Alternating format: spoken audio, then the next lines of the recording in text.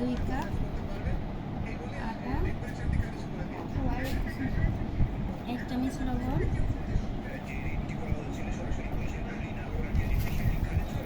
2 চামচ চিনি, 2 টেবিল চামচ তেল, সয়াবিন তেল। এটা ভালো করে মিক্সার করে মিক্স করা হয়ে গেছে। এখন অল্প করে পানি দিয়ে এটাকে ডো বানাবো।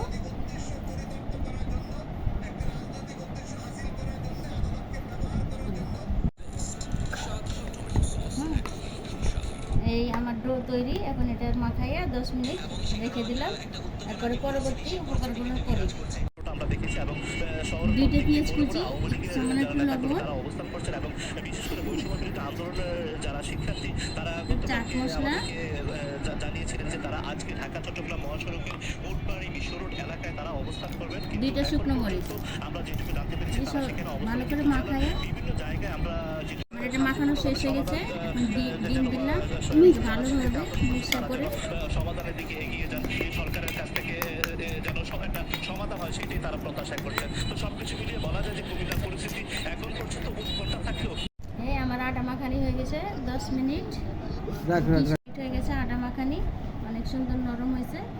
এখন আমি এটাতে লেচি কাটবো মোগলাই পরোটার জন্য। 2 কাপে 3টা হবে। এখন চারি সাইডে হালকা করে পানি দিয়ে দিলাম। পানি দিয়ে তারপরে এখন ডিমটা দিলাম।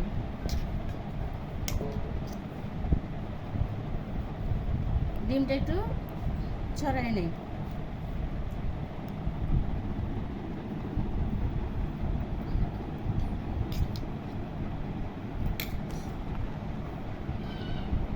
আমার কাছে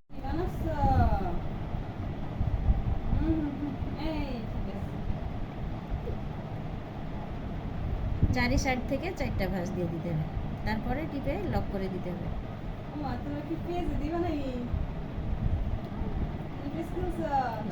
তেলটা বসিয়ে রাখছি, তেল গরম হয়েছে। এখন আমি দিয়ে দিলাম মোগলাই পরোটা। এখন আঁচটা একটু কমায় দেওয়া যায়। ঘুরে ঘুরে এভাবে সেটা লাল হইলে এটা উঠায় নিতে হবে। হয়ে গেল আমার মোগলাই পরোটা ভাজা। এভাবে তেল একটু করে উপরে উঠায় দিলে সুন্দরভাবে চারিদিকে ঘুরে ঘুরে অনেক সুন্দরভাবে ফুলে যায়। দেখছেন কি সুন্দর হয়ে ফুলতেছে মোগলাইটা।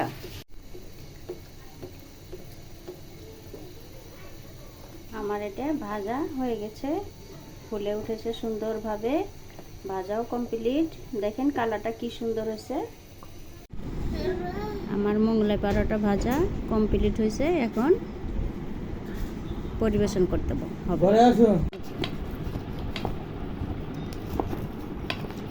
কি সুন্দর হয়েছে, নরম তুলতুলে, খাইতে অনেক মজা। খাও সবাই। মজা।